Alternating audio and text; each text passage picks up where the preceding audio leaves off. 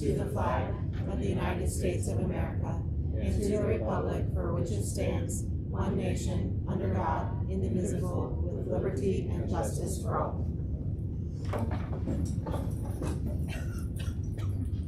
Mr. Stevens, will you call the attendance? Mrs. Drum? Here. Mr. Maines? Here. Mrs. Dillard? Here. Mrs. McMurray? Here. Mr. Thompson? Here. All present accounted for. We can continue this meeting. Awesome, thank you. At this time, I would love a motion for approval of the agenda. I'll move that we approve the agenda. Moved by Mrs. Dillard. I'll second. Seconded by Mrs. McMurray. Is there any discussion? All right, hearing none, we'll proceed to vote. Dillard? Yes. McMurray? Yes. Drums? Yes. Maines? Here. Thompson? Yes.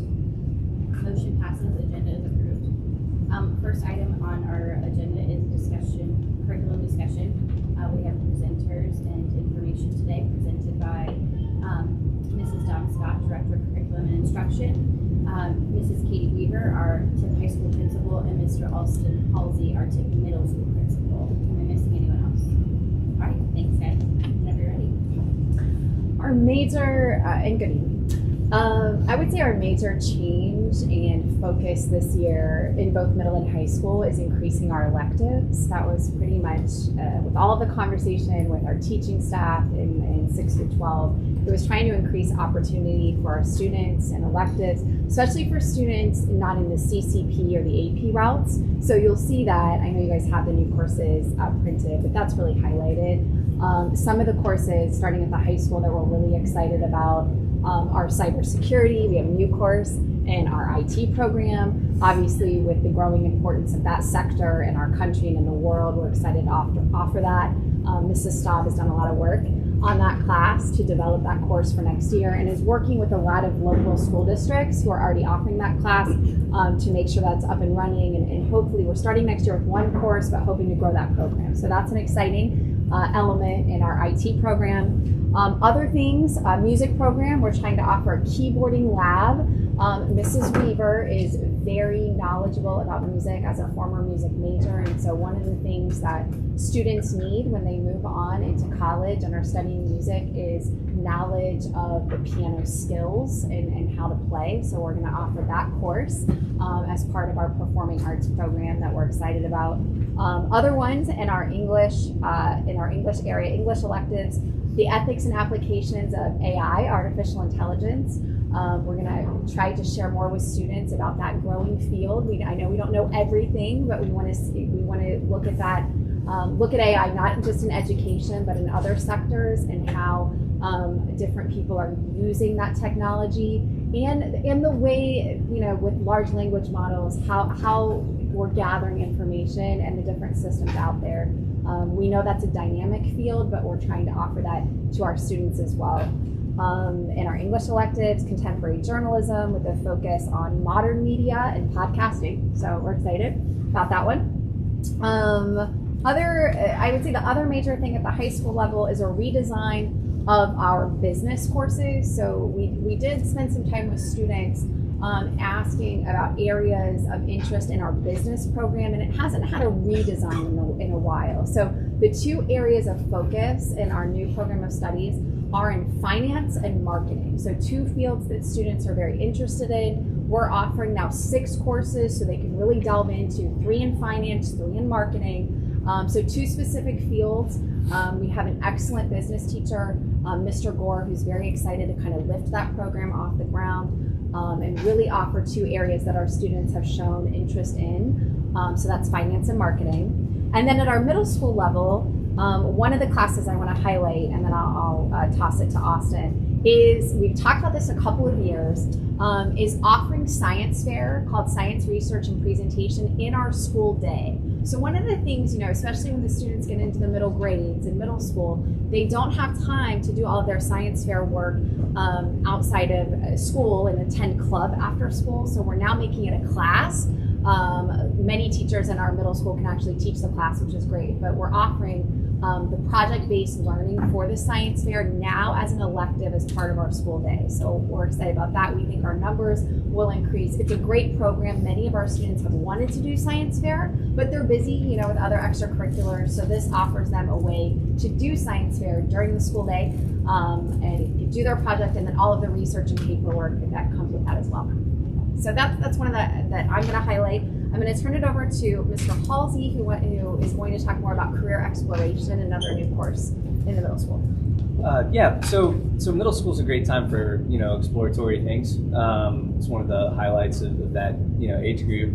But you'll find that if you ask our kids to list out careers and expectations, they really don't have that exposure. And so we wanted to take some time to help kids learn that. Do you want to go to college? Do you want to do a career? Do you want to go to the career center? What do you want to do with your life? And then how can we help you develop the skills to get there and be successful in that? So one of the things that we really leaned heavily on the last few years in middle school is a program called U Science. It's a career and aptitudes interest-based thing. It's come a long way from, do you like to build cabinets? Then it's now they do brain games, and then they kind of sets them up with careers and where people are successful with those aptitudes.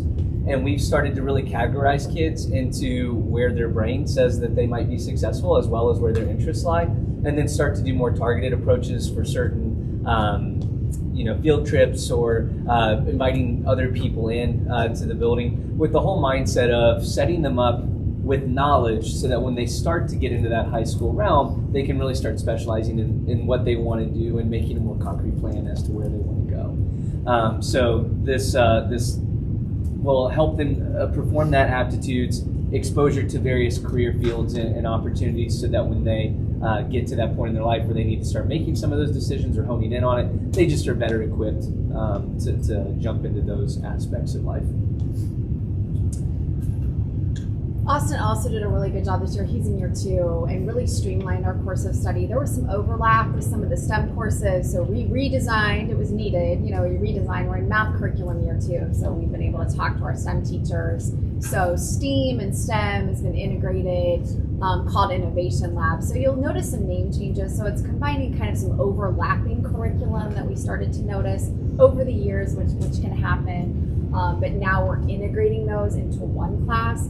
The other thing that we changed with the 6th grade quarter rotation is information technology. We're really trying to build our computer science program, like I said, with cybersecurity, IT fundamentals, also at the high school. So we're really trying to see a trajectory of 6-12 in computer science. So all 6th graders will have kind of that basic level information technology now as part of their quarter rotation. So that's just another key area we're trying to focus on as an administrative team, is our computer science program having a 6-12 trajectory, our business program in 6-12. So really starting to hone in on our elective areas, making sure that there's continuity, like with career business and IT starting to move throughout, starting in middle school with the introduction, and then in high school really getting into more sophisticated coursework. So that was another area of focus this year. We will take questions now from the board members of the program of studies or new courses or things you want to learn about. I have a couple questions. So when you brainstorm the ideas for these new courses, was it staff initiated that are already qualified to teach these types of courses like AI and the keyboarding you already said, the teacher. But I'm just curious how the staff was involved with the brainstorming. And then also, I know that you said that they were electives, but is there any possibility that any of these courses transfer over and could possibly be a math credit or a social studies credit, especially when you're talking about programming? Right. So a couple of those, I'll take the credits and then we can talk about staffing. So currently, Cindy, the ethics and application of AI in contemporary journalism, that's in our English department. So those are English electives. So they get English credit, and as well, it counts as elective, as one of their electives. So in our high school program of studies, graduation requirements, they're required to have 4.5 electives. So it counts in that number. So it all works towards graduation. I say electives. Obviously, it's not our core 9 English credit, but it does count in kind of another grad requirement of the 4.5. The same with like IT fundamentals, that counts as one of those required 4.5 elective credits. Performing arts, fine arts, you need 1 credit. So keyboarding lab could fit, as one of those credits as well. So all of our elective requirements do count towards graduation. They're just in that elective portion, not obviously one of our 3 units of science, but it does count in another area. As far as staffing goes, we do look at, highly qualified teachers, who is certified to teach what class. The AI course, which will be in our English department, can be taught by any English teacher. We are looking at the English, the English standards, which are pretty standard, with reading, writing, speaking, and listening. So those are the 4 elements from our English standards that will be integrated into that course. Those courses, it depends. Kind of, we're starting out, in the English realm. That could change. We want to be open to modifications in that class, but we do have a couple of teachers in that department who are very interested in learning more, and then it works within the standards too of reading, writing, speaking, and listening that can be integrated into that course. When it comes to electives, we use a combination of things. We use surveys, so student surveys, sometimes parent surveys, and then staffing and passion, and talking to students, and informally as well. So there's a lot of conversation. We feel like we look at the program of studies, months? we feel like this starts, we start, I think, in September. Sometimes the staff comes back and they're super excited about something that happened over the summer, and they'll have a conversation with us right away. So it does depend. So I would say a combination of data and factors going into the course proposal. And then a teacher actually has to submit it. So it goes through a process that they have to submit it with a lot of information. It goes to the building principal, to me, and to Mr. Moran before it comes to the school board for approval. So that's kind of our process. And the cybersecurity, is it going to be eligible for and I'll probably use the wrong term, I'm sorry. It's okay. College credit plus, would they get college credit for that? Not for this one. Not for this one, Yeah, okay. the course that we're proposing would be a high school elective. At this point, we're looking for it to be 10th through 12th grade. We are planning right now for them to take IT fundamentals, for them to learn some networking skills in order to be able to take that course. And then Pam Staub, who would teach it, is working with our IT director in order for a network to be built for the kids to be able to use specifically for that. So a little bit of a cost savings on our end for them to be able to work through internally what we have. But it's actually her son, who she has some good connections to. There was a huge group that started this year in the state of Ohio doing cybersecurity classes. And so she's able to tag in a little bit on some of the things that they have already kind of put together so that it's not just an empty shell at this point, right? So that she's able to have more of a cohesive plan, but also a lot of connections through this group who have worked through things already. So we're pretty excited about that. We're also trying to make sure, at our building, that we're setting the kids up for success at the high school level, right? One of the parent surveys that we did last year, we did one annual survey. One of them recommended that we talk a lot more about finances, but they have a finance class, right? So we now can embed that into careers, and we're setting them up with some of the basic skills so that they can be even more successful in high school. So, if you're asking about where these courses come from and how they set up for those credits, the parents, the staff, and the students combine to set up these goals, but it doesn't always equate to parents want finance, we don't offer it here, so how can we embed it into our courses a little bit to work towards what they're doing, if that makes sense. Same thing with our info technologies, it's setting up for their cybersecurities. So it's all a good streamline from one building to the next. It's super exciting, those courses. Can I come back and take them? Yeah.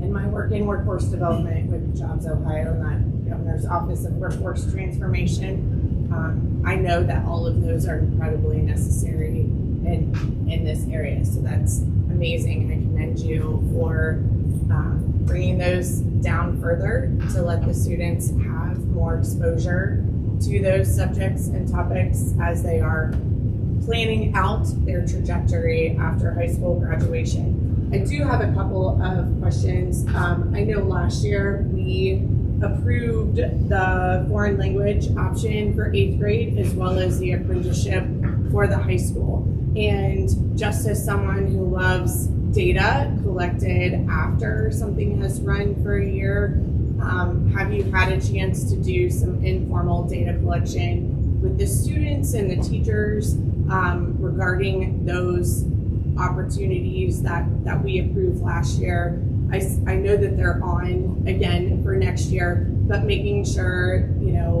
changing things up in light of some quantitative and qualitative feedback from the students and the teachers regarding those courses.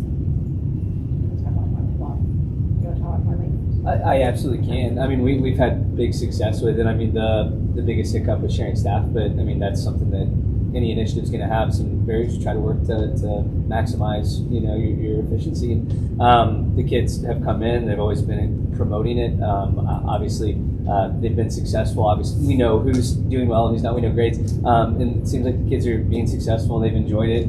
Obviously, there will be some ripple effects now that all those kids have had it in 8th grade. How does that set them up for success in high school later? Can they go further in the foreign language? But as of now, I'd say kids have really enjoyed it. Parents are really thankful that we offered it. That was one of the top ones on the survey last year. Okay. Was foreign language, and can you offer it for high school credit? And we did, and there was no shortage of people wanting it and taking it. Awesome. Yeah, we definitely need to. We have, so now that we're into second semester, which seems weird, doesn't it? Now that we're in second semester, we have some new students who are flowing into the pre-apprenticeship.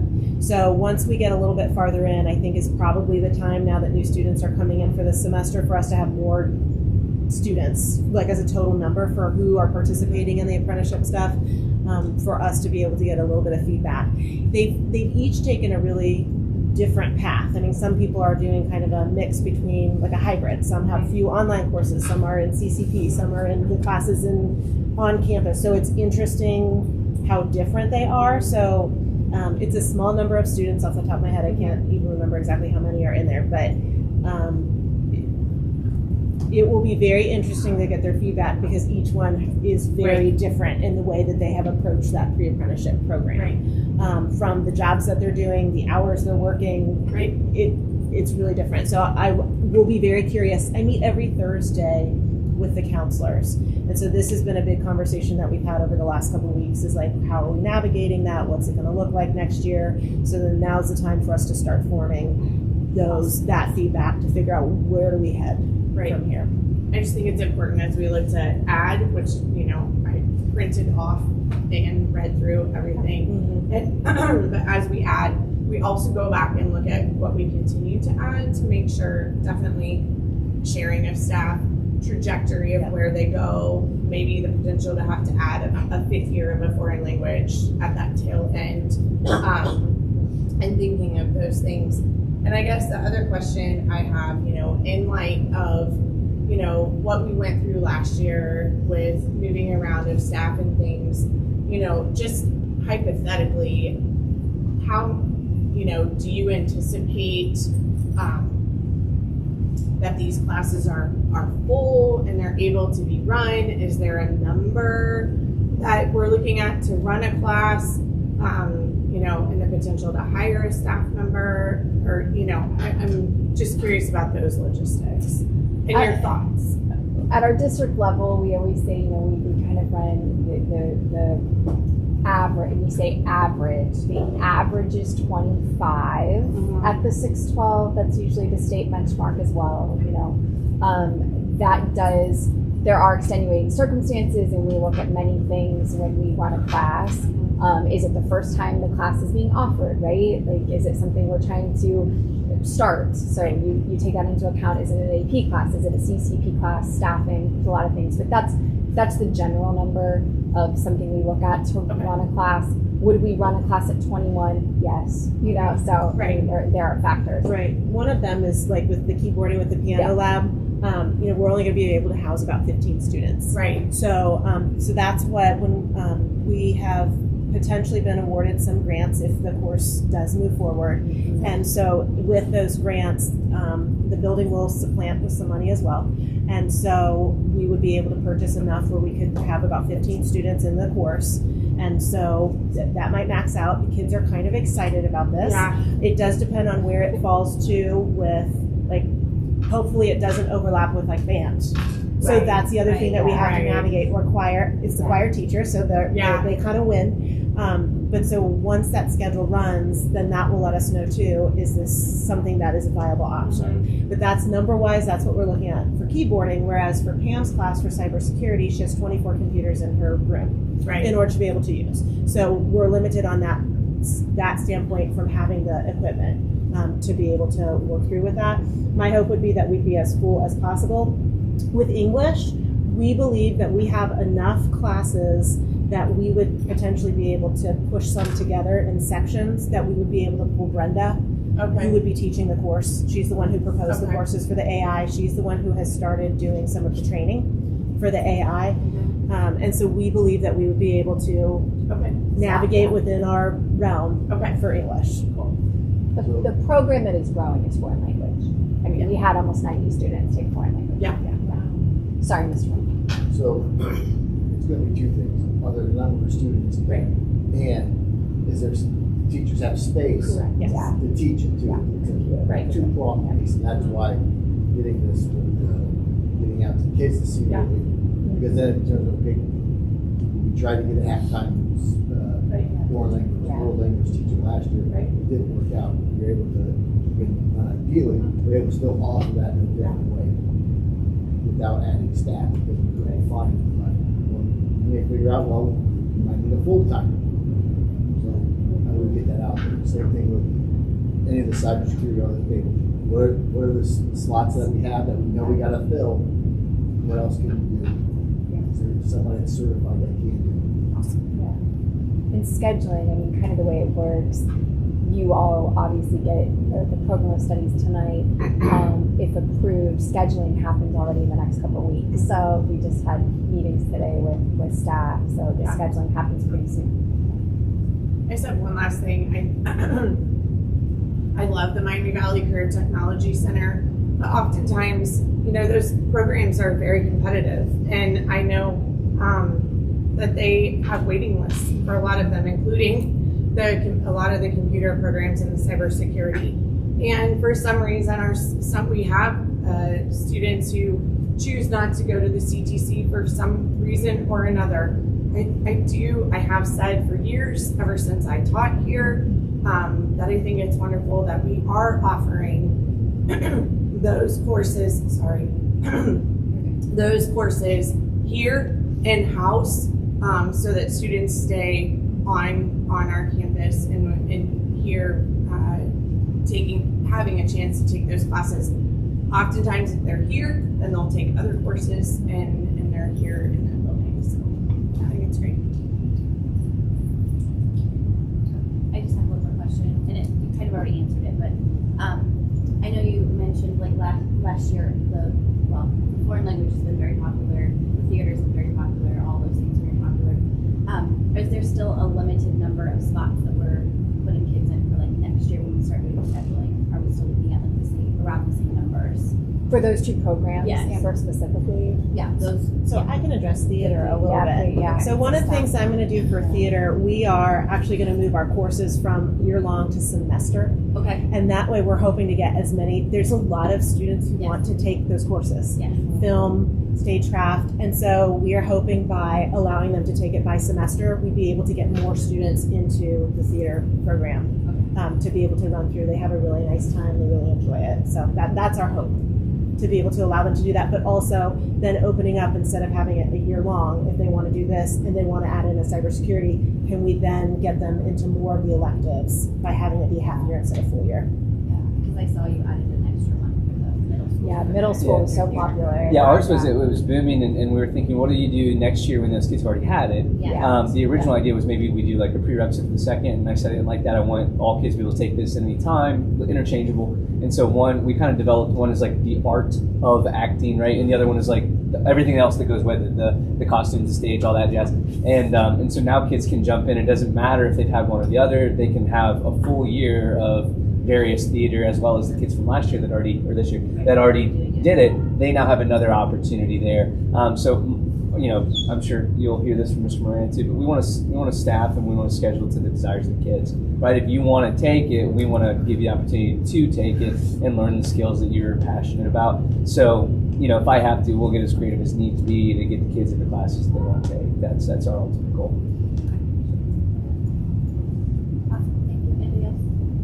I think the offerings are excellent. The new ones, I'm excited about them, just like Cindy. AI was one thing that when I was campaigning to get on the board, I was very concerned with. Both excited about and concerned with.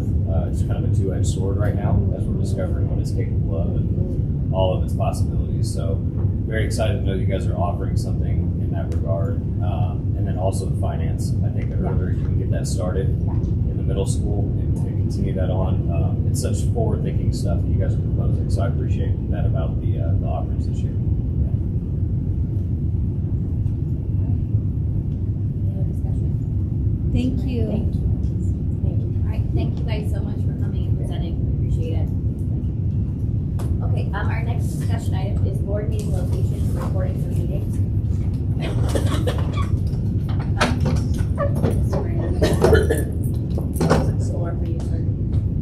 Cell I phone. still need you guys to name the cell phone okay. discussion. Yeah. I don't have to be at the table. Yeah. So the board meeting location, the last board meeting was brought up. Is there some other locations that we could have meetings because it's some of the noise with practices? I provided that some ideas on there. I think probably the best thing is to do would just not have activities here from 6 to 7 p.m. whatever that time frame we decide. If this is an easy accessible building. Keep it here, even when construction, and still be accessible versus trying to maneuver some of the other buildings as we get going. It's going to be a little more difficult, and even just maneuvering set up for the media center would need to be different for families and things like that. So acoustics could be different depending on the location as well. So again, my recommendation would be if you want to have it here, and then just not kind of block out the gym. Well, that would be very helpful, but right now it's very difficult for me to hear It's the thing. this blower. Yeah. I could barely hear Amber just a little bit ago. And so I don't know if there's any control of that, or if we could I think we could work on that. add some microphones, something here, because it is hard to hear it. Yeah. Yeah, I think we can get around all these obstacles. I think now that we're down to one night a month instead of two, I think it's easier to just block that space off in that time. That would satisfy any qualms I had in this space. So.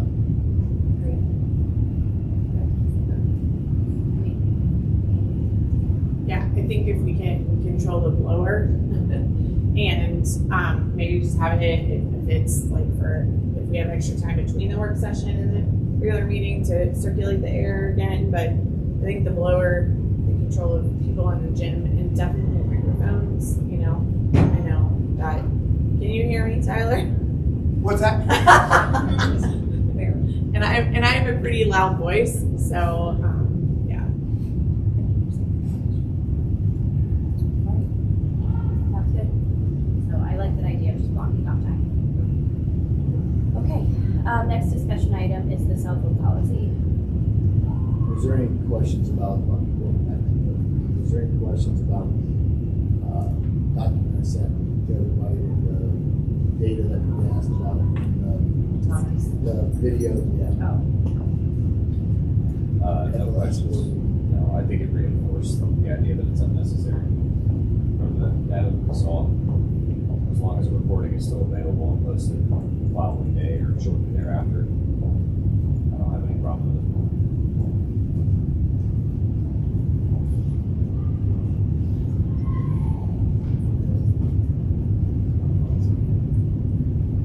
I agree.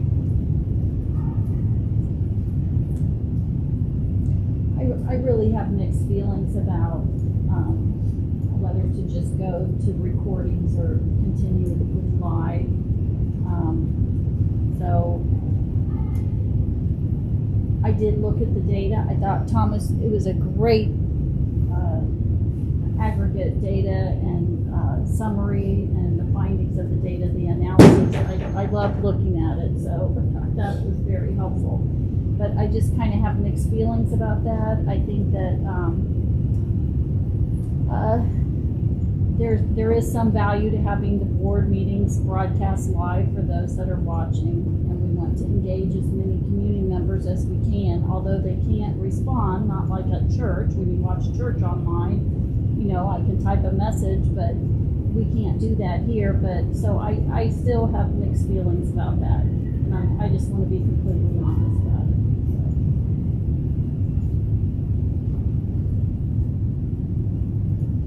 Anyone else?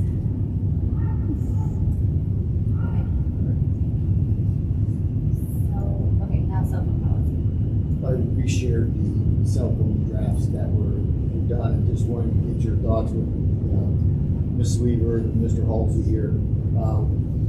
Initial thoughts on, it started either building, doesn't matter, just what questions might you have about any of the drafts that were shared last month, the end of last month, or any questions you might have on that.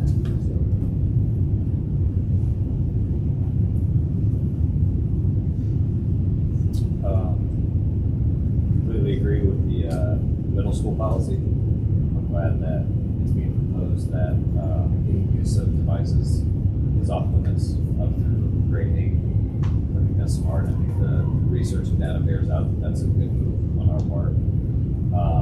I know it gets a little more complicated when you get to the high school, but as far as what's been proposed, I think it's common sense. I think it's a pretty satisfactory middle ground between the concerns that parents might have with their kids not having devices or not having any access to their devices, but also having pretty strict guidelines on how they are to be used and managed while on property. So I think they're both pretty common sense. Like I said, the middle school policy, I think the obvious move is just to not allow them at all on the property, or the use of them at all on property. High school, some people are going to love it, some people are going to hate it. I think it's a fair compromise, and I think it satisfies most of the concerns surrounding the use of devices. The one thing that I had was for the middle school, making sure that I just visited a STEM school, and I talked with their superintendent about how they came, and they have the same thing. It's grades 6 through 12, and there are no cell phones, and they have posted signs 7:45 to 2:45, and that's grades 6 through 12. But for the middle school, I think a suggestion that I had is making sure that the time is there, so they know that if, according to this, if they're on the bus, if they're waiting in the cafeteria prior to school starting, that they're still able to use their phones. So I think making sure that's clear. As far as the storage, I know we as a group talked a lot about that, and so keeping it on their, person is a potential option. I actually asked some of the students at the school if they had it on their person, and I would say 99% of them did. And I said, do you touch it? And do you feel, and they said, no, we're used to it now.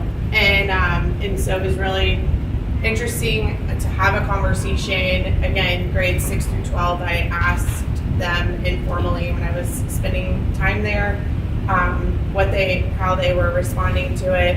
and they said our teachers don't mess around. So they do a lot of hands-on learning, and I was looking at a class that was doing some things with life science. They're actually using computer science coding to grow their plants, and they said if our phones were out doing this, then they would probably get ruined with all the stuff in here. And so that was very interesting to have that conversation. And then just at the high school, making sure the use of cell phones in the hallways, just making sure that that's clear as mud, that they know it's in between classes and not when they step out to go to the bathroom that they have free reign. I mean, they're kids, they're gonna test the boundaries. And then on the back, it just has making sure in the discipline piece where it says these offenses are cumulative for all violations during the school year. I think that, again, that's going to come from educating the students and their parents of what cumulative actually means and how, that builds. And then there's just some wording with main office, central office, making sure that that's updated. So, and then the last thing I'll say about it is making sure that the teachers also model correct behavior and follow through with and feel confident and comfortable enough to follow through with the discipline and be all on the consistent is going to be key. Just a really quick question. This may be something that Thomas can answer. I'm not sure. But is there technology that exists through Wi-Fi mesh networks that prevent certain apps from being used on devices and allow other apps to be used? That would be more device control on our end. If it's something like BYOD for your own device, Yeah. we can't just block certain apps. We can block them from being downloaded, from talking to certain servers. We know exactly what servers they're talking to. Yeah. When somebody brings software into our environment, it's kind of hard to control the actual software they're sitting on. Gotcha. Okay. Just curious. So I thought the policies were great for the middle school and high school, and I just always, this is our first draft and our first time we're going to be using it, and if it, we can always adjust it, is the way I like to look at things. I am curious what our K-5 policy will be though, because our students do get cell phones younger and younger, so. Good way. I like the time, just having a time listed on there so kids have expectations. Everything else I think looks good. I know this is going to be a big adjustment for all of them, even adults. It's a huge adjustment. So I think if we all give each other grace and we are consistent, I think everything will kind of go smoothly. I think one thing that I'd like to point out, it's real important to me how the teachers feel about it, for one thing. But the other thing is I've got, 5 different articles here with all these different, aspects of what's going on in all the schools, what they're all doing and so forth. But the one thing that stood out to me was the benefit is, and people don't look at this very often, the benefit is the kids in these schools are now socializing with each other. They're talking with each other now. They're becoming more friends, where they were to the point where they were just isolating themselves. And that's not what we want. So I think it's a good thing that we're doing to restrict this use at that age. So that's just my personal opinion. And anybody who wants to see any of these articles, 2 of them from Dayton Daily News. One of them was, I'm not even sure where it's from. This, I think, one of the staff writers, Dayton Daily, the same thing here, Community Voices. But they're very interesting articles. And the statistics that are in there really bear witness to the fact that it's a good thing to do this. It's good that the state of Ohio enacted the law requiring us to do this. And it's a good thing we're participating. And from a workforce perspective, I spend every day and the top things when I work with employers right now in the state. What is one of the biggest challenges that you're facing? Obviously, they need a trained workforce. They said number 2, they won't put their cell phones down, and therefore we cannot keep them as an employee here. And so we need to prepare them that there are going to be times that they are not going to be able to touch their phones and when they are out there in the career realm. Any other discussion on cell phones? So maybe the middle school policy could just be renamed K-8 instead of TMF middle school. Because I don't think we want cell phones in elementary if they aren't going to be in middle school, right? So it could just be renamed K-8. Definitely something to consider. Okay. Fantastic. Good discussion. All right. Next item on the agenda is to adjourn the meeting. Can I get a motion to adjourn? Motion. Moved by Mr. Thompson. Is there a second? I'll second. All right. Any discussion? Hearing none, we'll proceed to vote. Thompson? Yes. McMurray? Yes. Drum? Yes. Baines? Yes. Diller?